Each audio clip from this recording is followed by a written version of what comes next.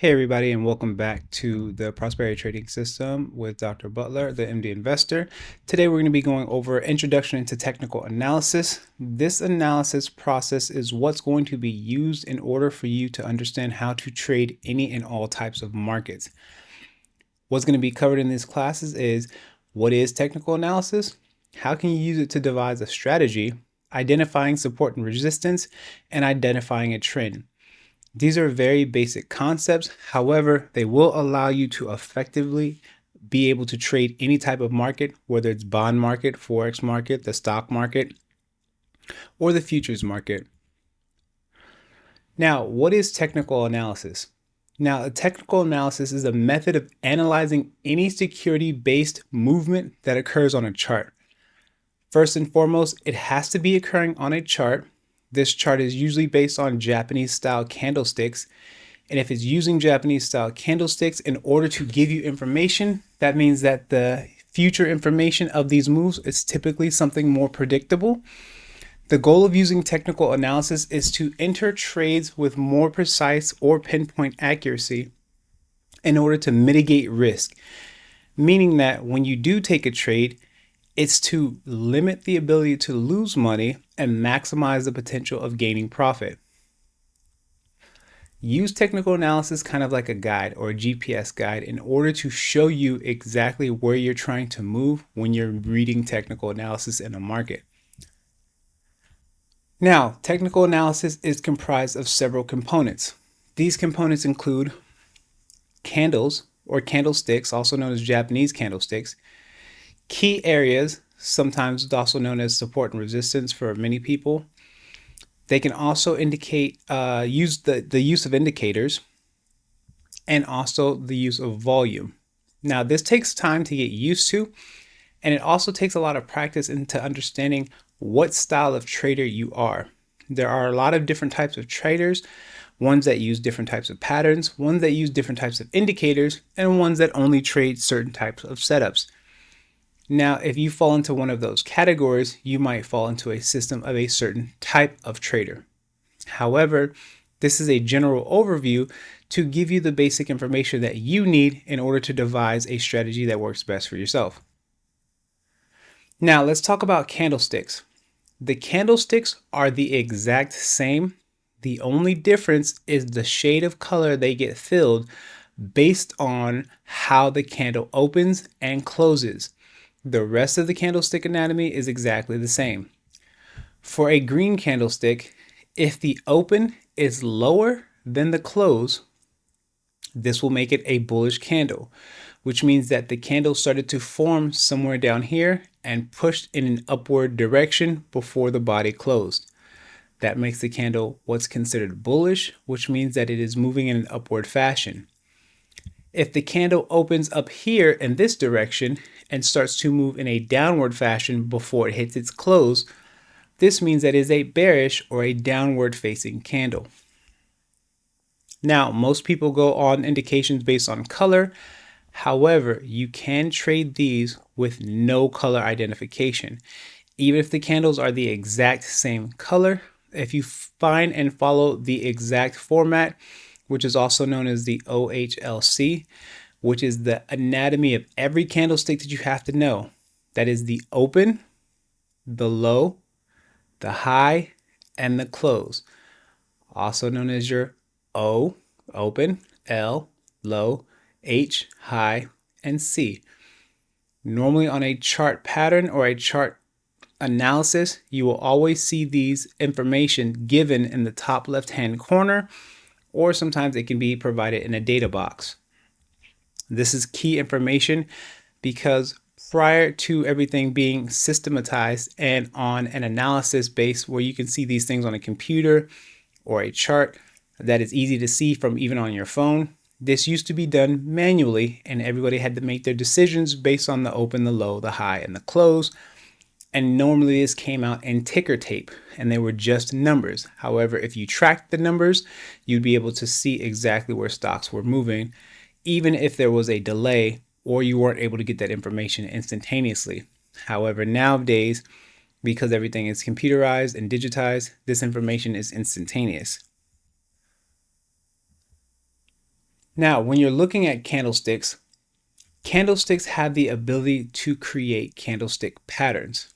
And if you understand how these candlestick patterns work, if you like the way that the patterns work, you can become a pattern trader. Now, not a lot of people use patterns all the time when they're taking their trades.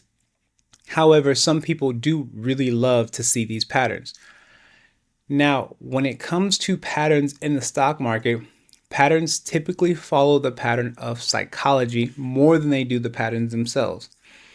What that means is, if a certain percentage of people see a pattern form when candlesticks are moving in a particular fashion, it is very likely that they will assume the same thing will happen. So, with that being said, patterns are broken down into three possibilities. A neutral or an indecision pattern, which means that the market is not sure which direction to go. Whether to go up or down is undecided, and therefore you get what's called doji candlesticks or spinning top candlesticks, which can be any color and they can happen at any time. Now, bullish candlestick patterns are anywhere from a 1 to 2 or 3 candlestick pattern. They can be broken up into single patterns, they can be broken up into double patterns or triple patterns. Now, these patterns, you do not have to memorize all types of patterns because there's hundreds and hundreds of patterns.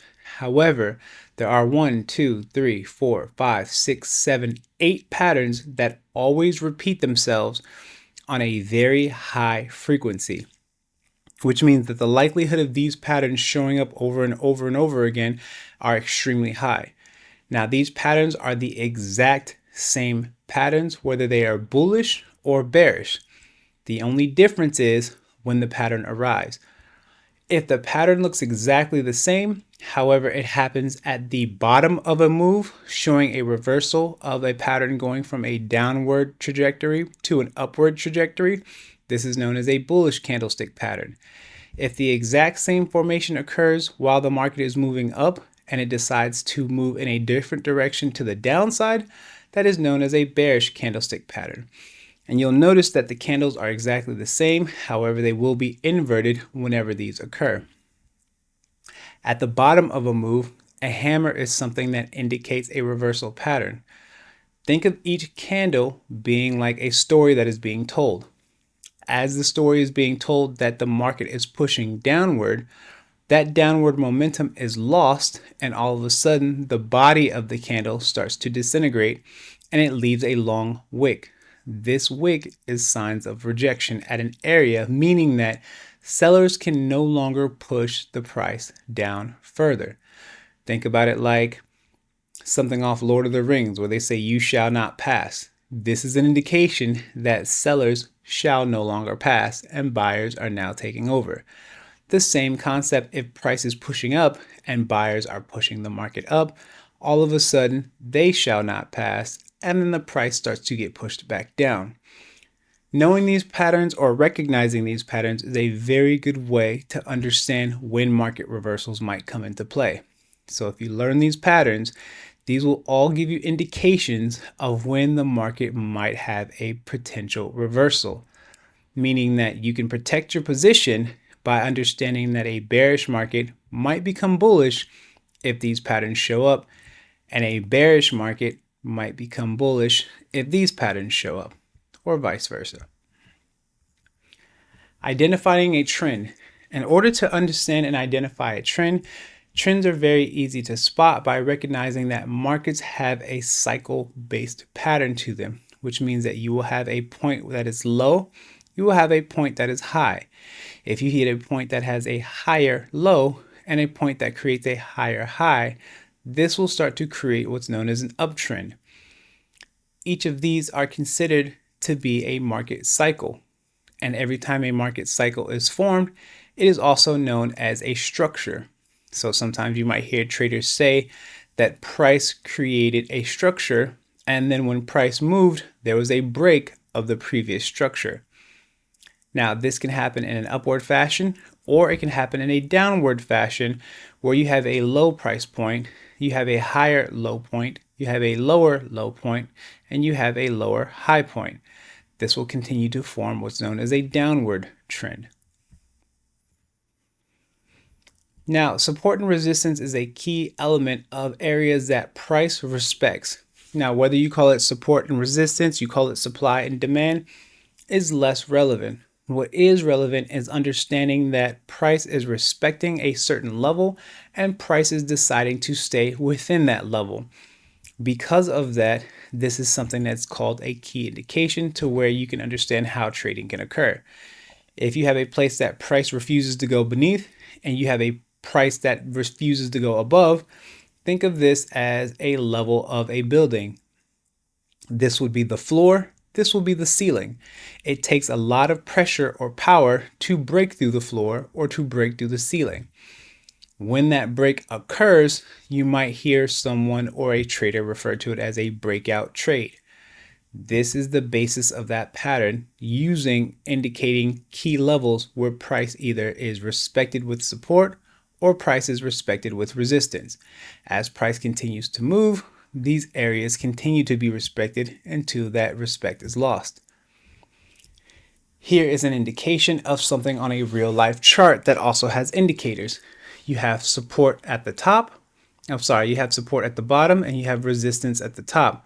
And in order to make it simple, these are color coordinated. Green is considered go at this point in time. This would be a place where you would enter in a long position or a call position, depending on whatever you're trading.